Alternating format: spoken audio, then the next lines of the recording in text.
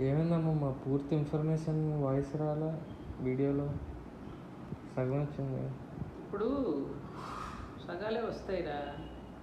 మీరందరూ చేసే వెధోత్తమ పనులు ఏంటంటే నేనేం చేశామమ్మా? మీరు పూర్తిగా ఒక ప్రసంగం అడుగుతారు ప్రశ్న, అంటే నువ్వంటే నిన్ను ఎగ్జాంపుల్గా చెప్తున్నా, దానిలో మేము కొన్ని ఆన్సర్స్ ఇస్తాం. అది పూర్తి పాఠ్యాంశాన్ని మీరు పెట్టకుండా మధ్యలో ఇది అటుముక్క ఇటుముక్కని కలిపి మీ మీ ఏమంటారు దాన్ని, వ్యూయర్స్ని పెంచుకోవడానికో దాన్ని ఏమంటారు, ఏపీపీ అంటారు, అది టీఆర్పీయా ఇది, కానీ అది పెంచుకోవడానికి ఏవో ముక్కలు పెడతారు. ఈలోపు ఎవరో ఒక సన్నాసి ఒక కామెంట్ పెడతాడు, శాంతం అర్థం చేసుకోడు దాన్ని. దీనివల్ల ఏమి నష్టం వస్తుంది, ఇటు మాకు ఇబ్బంది కలిగిస్తుంది. చెప్పిన విషయాన్ని పూర్తిగా ఎసెన్స్ సరిగ్గా పెట్టడల్లా మీరు సగం ముక్కని ఇరిచేసి పెడుతున్నారు, కంప్లీట్ ఆన్సర్ దొరకటల్లా అక్కడ. దానివల్ల ఇబ్బంది కదా. ఇప్పుడు ఎవరో నాది పెట్టాడు, షార్ట్లో పెట్టాడు ఎవడో, చెప్తున్నాను, అది పూర్తిగా మీనింగ్ పోయింది అక్కడ, అక్కడ కట్ చేసేస్తున్నాడు. నెక్స్ట్ ఏంటి, ఎందుకు ఈ షార్ట్స్ లేనిపోయింది? మీరందరూ కనుక ఏ షార్ట్ నిక్కర్లు వేసుకుంటున్నారు చూడు, అట్లాగే వస్తాయి ఇట్లాంటివి కూడా. షార్ట్స్ అంటారా ఏంటంటున్నారు దాన్ని, సగం గుడ్డలు వేసుకోవడం. అలాగే పూర్తి దిగ్గా వేసుకోకుండా సగం గుడ్డలు వేసుకున్నట్టే వస్తాయి ఇట్లాంటివి. పనికిరాని సన్నాసులు కొంతమంది ఉంటారు, వాడికేం తెలియచావదు. అదో అన్ని మతస్థులు కొందరు ఉంటారు, వాళ్ళకేమో మనకి నచ్చినప్పుడు వేరే రకంగా పెడతారు. మళ్ళీ మా మనసుకి ఏదో చివుక్కు అనిపిస్తుంది. ఈ పెట్టడాలు ఎందుకు, ఆ ఎదవలతో మేము అనిపించుకోవడం ఎందుకు చెప్పి, ఎందుకంటే పెట్టమాకండి. ఆ షార్ట్లు వద్దు, నా పిండా కూడా వద్దు, ఎందుకు తలకాయ. మొన్న ఒక విషయం మోదుగు పూలు గురించి ఏదో చెప్పాను నేను. అసలు కృష్ణుడికి రక్తం ఎవడో పెట్టాడు మహాభారత, అందులో ఏమిటంటే అక్కడ ఒక సెంటెన్స్ అక్కడ మిస్ అయింది. శ్రీకృష్ణుడు అదే మా నారాయణమ్మ గారి మోదుగు పూల గురించి చెప్తూ ఒక సభలో మాట్లాడిన వాళ్ళు షార్ట్లో పెట్టారు. అక్కడ ఏమిటంటే మోదుగు పూల గురించి ఎందుకు తెమ్మన్నారు ఆవిడ, అర్జునుడికి భీష్ముడికి మధ్య యుద్ధం జరుగుతూ ఉన్నప్పుడు కృష్ణుడు పక్కనే ఉన్నాడు. అప్పుడప్పుడు ఆ బాణాలు వెళ్ళి కృష్ణుడికి కూడా తగిలాయి. ఆ కృష్ణుడికి కూడా తగలడం వల్ల ఆయన ఒంటి మీద అక్కడక్కడ రక్తపు మరకలు అయ్యాయి. ఆ రక్తపు చారలను చూసి భీష్ముడు, విరపూసిన మోదుగ చెట్టులా ఉందయ్యా నీ శరీరం అన్నాడు అక్కడ. అది శాంతం అంటే వీళ్ళకు పోయేసరికి రకరకాలుగా పెట్టేస్తారు కామెంట్స్. అది అవన్నీ చూస్తే నాకు చాలా చిరాకు అనిపిస్తుంటుంది. అసలు ఎందుకు మాట్లాడాలనిపిస్తుంది, ఎందుకు చెప్పాలి సమాజానికి? ఎవరికి తోచినట్టు వాళ్ళు వెళ్ళిపోతున్నారు, ఎవరికి తోచింది వాళ్ళు చెప్పేస్తున్నారు. వాళ్ళకంటే నేను బాగా చెప్పాను అనిపించుకున్నట్టు చెప్పేస్తున్నారు. అలాంటప్పుడు మనం ఎందుకు పనిగట్టుకు చెప్పాలి చెప్పు?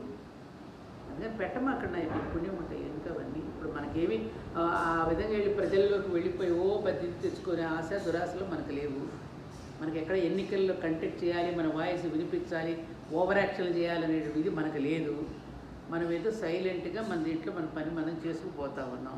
అవసరమా చెప్పున్నాను, అదే చూస్తున్నావు. ఇప్పుడు ఎవరో పెట్టిందని చూస్తున్నావు. నువ్వేమంటావు దీనికి చెప్పు? నేను పెద్దవాళ్ళగా ఉండి ఒక మాట చెప్పాలమ్మా, అది తీసుకోకపోవడం అవతల ఇష్టం అలా అని చెప్పి. తీసుకోకపోవడం అవతల ఇష్టం అనేది కరెక్టే. విషయాన్ని పూర్తిగా కంప్లీట్ చేసి పెట్టండి. పెడితే మీనింగ్లెస్ అయిపోతుంది అక్కడ షార్ట్స్ చేసేసరికి. అవునవును. అప్పుడు ఎందుకు ఇవన్నీ? నిజంగానే టీఆర్పీస్ కోసమే, నిజంగా సమాజాన్ని ఉద్ధరించేద్దామని చెప్పి పెట్టేస్తున్నామంటావా? ఇవన్నీ సోషల్ మీడియా. తెల్లవారు లెగిస్తే ప్రతి వాడు ఎక్కడెక్కడ సూక్తులు తీసుకొచ్చి మన వాట్సాప్ నిండా నింపి పెట్టేస్తుంటారు. ఆ సూక్తులు పెట్టుకోవడమే తెలుసు కానీ జీవితంలో అన్వయించుకోవడం తెలియదు మనకి. ఆచరించడం అంతకంటే శూన్యం. నేను ఎప్పుడు చెప్తే నాకు కోపం వస్తుందబ్బా. మీరు ఏమన్నానండి, హిందూ ధర్మకి జై, భారత్ మాతాకి జై అని చెప్పి జెండాలు పుచ్చుకొని నినాదాలు చేస్తే హిందుత్వం పెరగదు, ఆచరణలో పెరుగుతుంది. నువ్వు ఆచరిస్తున్నావా? అటుది వినవు ఇటుది వినవు, శాంతం శాస్త్రం గురించి నీకు శ్రద్ధ లేదు. పూర్తిగా అసలు ఏం చెప్పారో నువ్వు తెలుసుకోకుండా నువ్వు నీ మిడిమిడి జ్ఞానంతో నువ్వు ఏదో ఒకటి కామెంట్ పెట్టేస్తావు. ఎవరికి నష్టం జరుగుతుంది? అది సమాజానికి నష్టం, సమాజానికే కదా జరిగేది.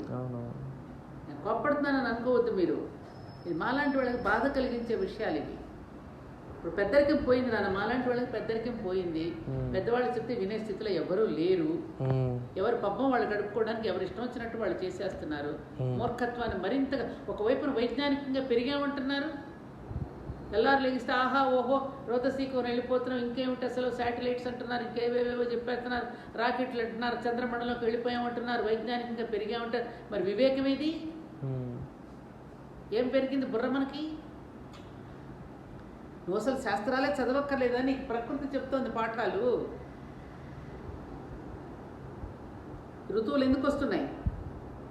వర్షాకాలం ఎందుకు వర్షం పడుతుంది? చలికాలంలో ఎందుకు చలేస్తుంది? ఈ ఋతువులు ఎవరు నువ్వు పెట్టావా? ఎవరి నుంచి నేర్చుకోవాలి పాఠాలు? దాన్ని చూసి నేర్చుకుంటే చాలు. నువ్వు మామూలుగా గేదెలను కాసుకునే వాడి దగ్గరికి పల్లెటూరుకి వెళ్ళవయ్యా. చాలామంది ముసలాళ్ళు దొరుకుతారు వ్యవసాయం చేసుకునేటువంటి, బాగా కూలీ చిన్నాలి చేసుకునేవాడు. వెళ్ళి అడిగితే ఈ మేధావులు ఎవ్వరూ పనికిరారు వాళ్ళ ముందు. అద్భుతంగా చెప్తారు. చిన్న చిన్న సామెతల్లోనే సారాన్ని వడపోసి మనకు అందించారు. వాళ్ళ దగ్గరికి వెళ్ళండి, చెప్తారు. పండితులం కాదు మాస్టర్ గారు, ఈ భారత భూమి పండితులు తలపట్టుకున్నది కాదు, మతాచారులు తలలు పట్టుకున్న భూమి కాదు ఇది. నినాదాలు, ధర్మం కోసం నినాదాలు పలికిన భూమి ఇది. ధర్మోద్ధరణ కోసం నినాదాలు పలికిన భూమి. కానీ ఈ పిచ్చి పిచ్చి మాటలు, పిచ్చి పిచ్చి ఇవన్నీ ఏదో పెడుతున్నారు ఇప్పుడు, దానికోసం కాదు ఇది. అర్థం చేసుకోండి. లేకపోయింది నన్ను అనవసరం లేపావు నువ్వు.